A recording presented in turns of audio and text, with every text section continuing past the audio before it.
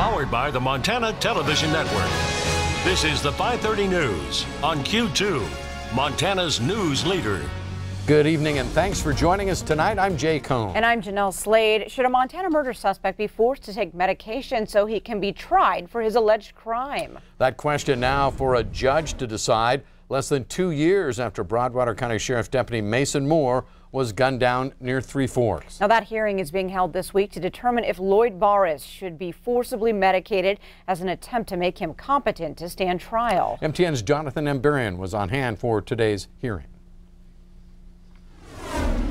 On Thursday, a Helena judge heard testimony about the mental health history of Lloyd Barris. Barris faces 5 charges, including deliberate homicide by accountability, in connection with the death of Broadwater County Deputy Mason Moore in May of 2017. Authorities accuse Barris's son Marshall of fatally shooting Moore near Three Forks. Lloyd and Marshall Barris then led law enforcement officers on a nearly 150-mile chase that ended near Missoula. Marshall Barris was killed in a shootout with officers. Lloyd Barris was found unfit to stand trial in June. Doctors at the Montana State Hospital reported he suffers from multiple disorders, including persecutory-type delusional disorder. The state is asking that Barris be given antipsychotic medications to treat his conditions, but Barris has refused to take the medication. On Thursday, the state called an expert witness to discuss Barris's history of mental health treatment. Dr. Alan Newman analyzed medical records from the time after Barris was arrested for a pursuit and shootout with law enforcement in California. He said Barris had similar symptoms at that time, but showed improvement after he was involuntarily medicated. Therefore, he believes there's reason to think it may work again. The hearing was expected to continue into Friday. In Helena, Jonathan Emberian, MTN News. Thank you, Jonathan. Now, authorities initially sought the death penalty against Barris, but later declined, citing his history of mental health issues.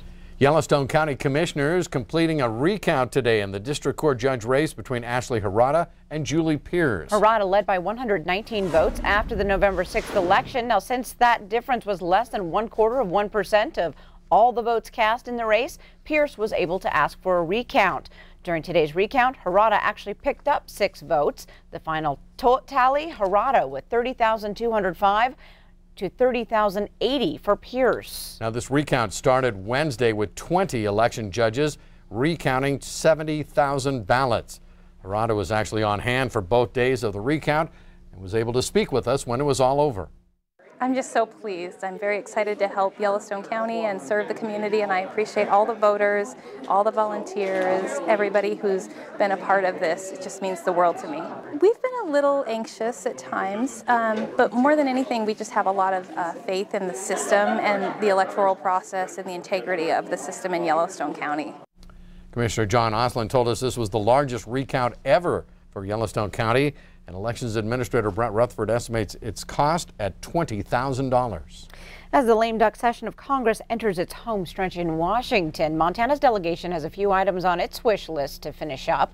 That agenda includes the Farm Bill, environmental and forest legislation, and something for selected Vietnam vets. MTN's Mike Dennison gives us the lowdown on what may happen or what could hold it up. Montana's 3-member delegation has several items they'd like to see passed by Congress in the coming days.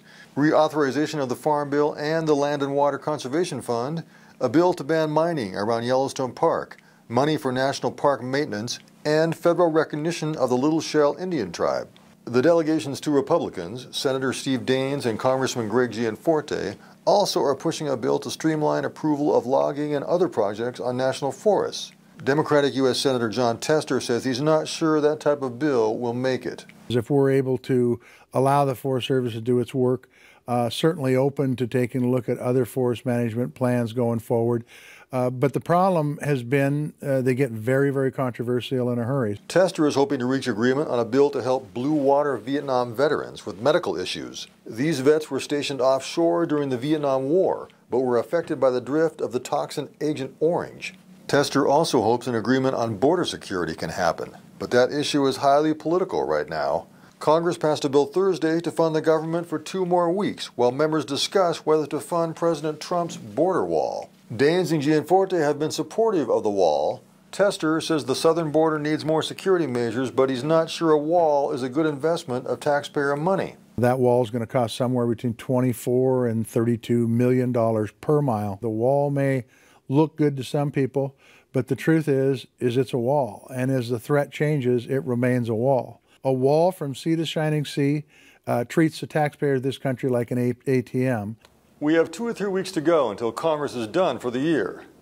We'll find out if these other issues can clear the wall, so to speak. Reporting from Helena, Mike Dennison, MTN News. Thanks, Mike. Now, bills that aren't approved by year's end must be reintroduced in the new Congress next year. A new report out this week suggests much of Montana's key infrastructure is in serious need of investment. That report from the American Society of Civil Engineers looks at 10 specific areas from schools to solid waste. It gives Montana a C rating. That's higher than the national average, which is a D+.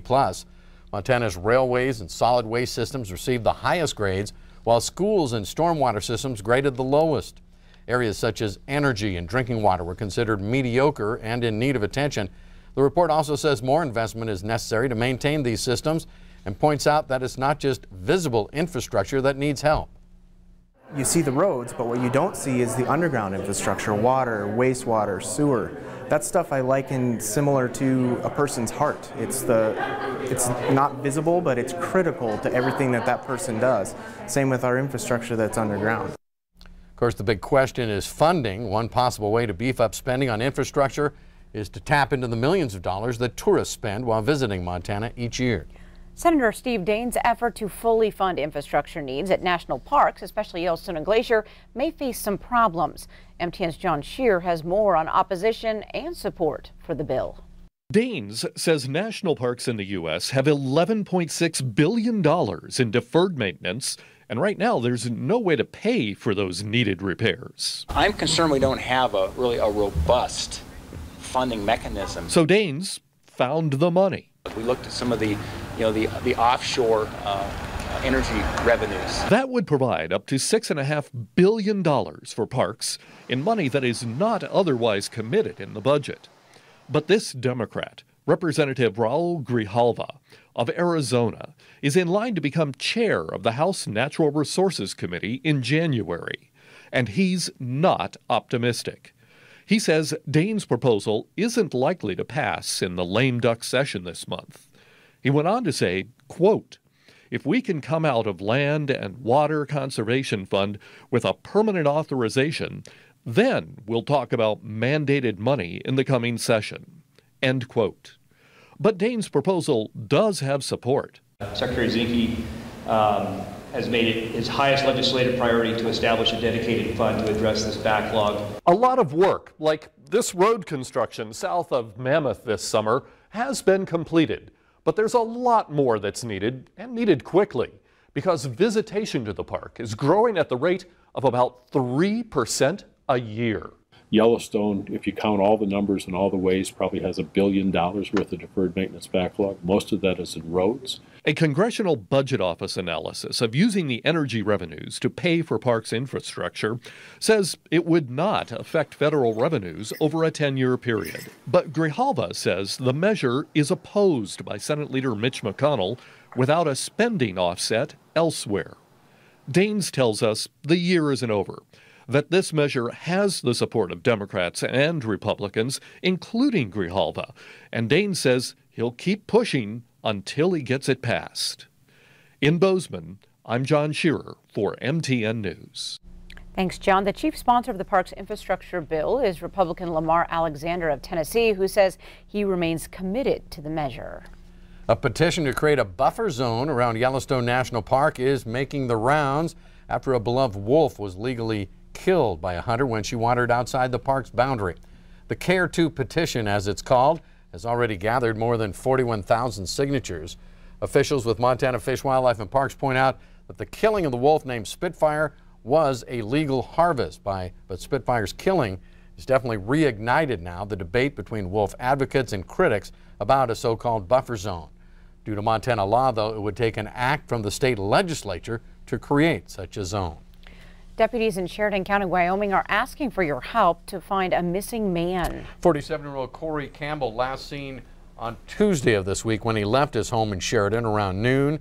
He's described as 5 feet 8 inches tall, 150 pounds with long brown hair. He was last seen wearing a white t-shirt and a brown coat. Authorities ask anyone who sees Campbell, knows where he is, or comes into contact with him, please call the Sheridan Law Enforcement Center. Still to come on tonight's 5:30 News, a bet by a local CEO put him on the front lines with customers today. We'll bring you a closer look.